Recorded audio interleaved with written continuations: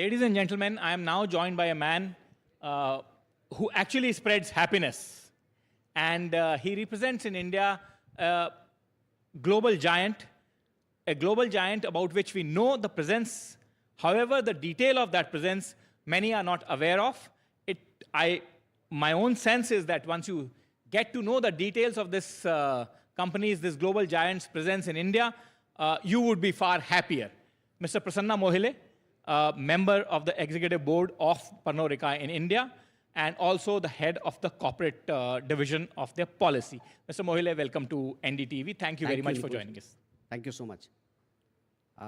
Thank you for inviting me to this NDTV World Summit. Congratulations, Nikunj, for the NDTV World Channel, which was launched today and which we witnessed. Pernod Ricard, as you are aware, many of them, they don't know, people know it as Seagrams. People know it as Seagrams. So, Seagrams. Ladies and gentlemen, that's the entry point for the happiness, Seagrams. So, Pernod Ricard has been in India for last 3 decades. So, we have partnered with the Indian growth story for last 3 decades here, and we have grown right after the liberalization era began, and we started our journey, and today we are here in last 30 years, a very successful operations which we have had here. Out of this 30 years, Pernod Ricard has seen in last 10 years also, we've seen a quite stable policies of the government. There was a stability there in the economic policies. Mr. Mohile, you actually are saying that you have been in the country for last 3 decades. Yes, we were there since last 3 decades. And what all has been your footprint, your activities in all these 3 decades that you have been in India? So we started 3 decades back, but today, as you see, we have almost 25 manufacturing facilities all over India. We've been exporting to almost 50 plus countries. And we also have plans to invest further in this country, looking at the way the economy of this country is growing up. And let me also tell you that for Pernod Ricard, India is the 2nd largest market after US. Second largest market in the world, that world, yes. And you were talking about the policy framework that you have seen in last 1 decade that have helped your company expand, and what kind of future plans that you have. So in last 1 decade, we've seen quite stable policies by the government of India and the various states. And we've seen the economy growing there. And as I say that Pernod Ricard has also grown with that. And that is what prompted us basically to invest further and expand further in India. Pernod always had being a foreign multinational, always had a very glocal approach that we've been blending with the global spirit with the Indian preferences there for the consumers here, giving them that premiumization experience. And you talk about the global brand and the local experience or the local flavor to it. Tell me something that one of the big challenge today for any industry or any product that is related to natural wealth is sustainability. Sustainability going forward is the big theme. What is the investment that your company is doing in terms of making your products more sustainable and less drawing from the natural wealth? So, Nikunj, basically sustainability is in the core of our operations, our values. Sustainability, you see, starts with, we've given away with the mono cartons now. After we've given away with the mono cartons, that has basically reduced our carbon emission by 7,310 tons annually. And this is India operations you're talking about? Yes. So in India operations, you have reduced close to 10,000 tons of carbon footprint? Yeah, almost 7,310 tons annually. And we aim to go till 30,000 tons by 2030. So that is what basically the sustainability for us means, that we care for our planet Earth, we care for the environment where we are, and this company is extremely sensitive towards the climate change, the global climate change which is happening. And as the Prime Minister also said, today we basically focus on 3 T's, that is talent, training, and transformation. So this company also believes in that. Talent, training, and transformation is a mantra that the Prime Minister has been giving for some time. Yes, and this company also believes in that. And going further, as you talked about the investments, we are now also coming up with an investment, basically of a 200 million euros malt maturation plant, which will be the largest. 200 million euros. Euros. And where is this investment of yours? So this investment will be coming in Nagpur, in Maharashtra. This will be the largest malt maturation facility of Asia, and one of the biggest in country, and one of the biggest in Asia. One of the biggest in Asia. Yeah, and this basically the main reason is that while we have this in the remotest places, we are able to contribute to the rural development of that place. So this plant, which will basically change even the crop pattern of that place, because the kind of grain consumption which will be needing barley, every month, there will be almost 5,000 tons of barley consumption which will be there. So it should benefit around 80 to 90,000 farmers in and around that region. So I think when we talk about Vikasit Bharat, unless we don't touch the roots of the rural area and the corporates doesn't take this responsibility, the real Vikasit Bharat dream will not come true. So that is also one of the initiatives of Pernod Ricard, who decided that we go to the remotest area. We basically teach them the sustainable farming. We upskill them with the required skills. And my plan is that we might tomorrow think of having a farmers federation there, from where we can, the entire supply chain value, we can source them directly. Source the product. So that can help the farmers.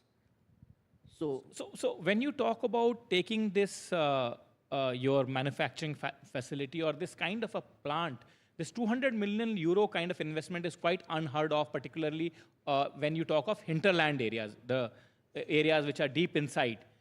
How do you think, that you have been able to zero in, while other companies, other corporates, maybe they have different products to deal with, but still, to take that kind of investment to the hinterland areas has not been very successful with other companies. What's the difference here? So that is why I said that sustainability is in the core value of our entire operations.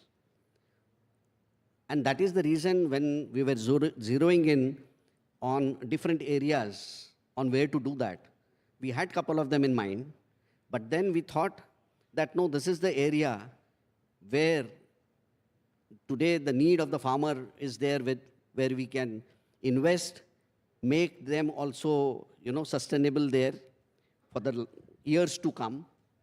And that is what Pernod Ricard is all about. I mean, it is not just selling spirits. We sell spirits, but we also make you the sell lives spirits of and you shape the last man happy. We try and bring smiles to the last man also. I mean, we try and make them happy. So that is what this company is all about, the conviviality factor. The conviviality factor. That's a very important Yes. term that you bring in. But, Mr. Mohile, let me ask you one thing. That your company is a multinational. It has presence. It's a French giant. You have your roots in various countries. Challenge for such a corporation will always be, and people will always view you from that prism. And that prism will be, how much of the local produce can you source and integrate into your supply chains, integrate into your top-of-the-line brands, like some of the brands which are actually iconic? Yeah, so you're right, Nikunj. And that is what, I mean, today, if you see, we've been known by some very iconic brands like Blender's Pride, our largest selling scotch, 100 Pipers, Royal Stag, most of the people they know who watch cricket because it's associated with sports. Blender's Pride is there with the fashion. So we've always had this approach of glocal, wherein we basically try and blend the whole thing with the local resources there. We do the local sourcing so that, we give them the premiumization flavor by... How do you do the local sourcing? You say that you are doing the local sourcing. Now, let's say you are setting up this massive mega plant of some 200 million euros. Now, your supply chains have to be spread. The farmer has to change his produce according to you. So you think, all of this can be a successful experience and you can take it forward? Yeah, obviously we can take it forward because ultimately, see, this is the organization when we say locally sourcing, we take it from grain to glass. It is all locally sourced here. And that is how today, if I speak about the employability, 9 lakh jobs, many of them would not know, 9 lakh jobs. 9 lakh jobs. 9 lakh jobs. That is the contribution basically of Pernod Ricard today. That is almost today. Close to 1 million jobs. Yes, 9 lakh jobs are basically created. That is the kind of contribution Pernod Ricard has. Out of which 6 lakh jobs are into the agriculture sector because grain is my main raw material from where the spirit comes. So 6 lakh farmers is what you are directly touching the lives of. Exactly. So that is a kind of contribution which we have. And Pernod Ricard today, if you see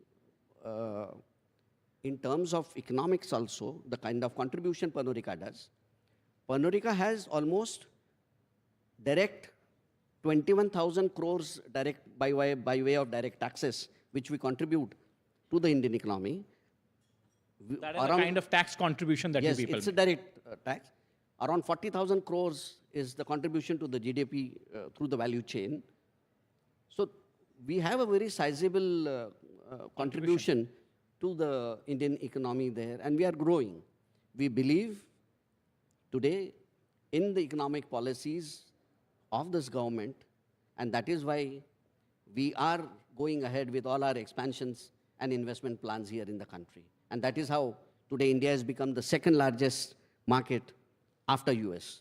On our theme, India Century, you make a very important point that we believe in the policies that are being enacted in this country right now, the way the country is being run. Yes. And that is why you have your massive investment plan. Before I let you go, Mr. Prasanna Mohile, let me ask you one more question. And that is that many in your industry and many neutral observers have spoken about giving a sort of a structured industry status like FMCG or like IT-enabled services, etc., to alcobev industry.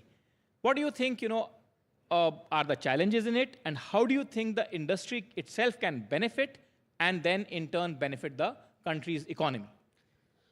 Good question, Nikunj. I mean, we were also figuring this out, that even after contributing so much, our only small request always has been that if we come into the mainstream sector, then probably, there will be more investments and more employability in this particular sector.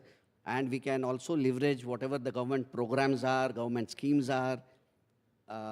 So I think if we need this kind of a little status there as an industry tomorrow, so that we also get the benefits like what others get.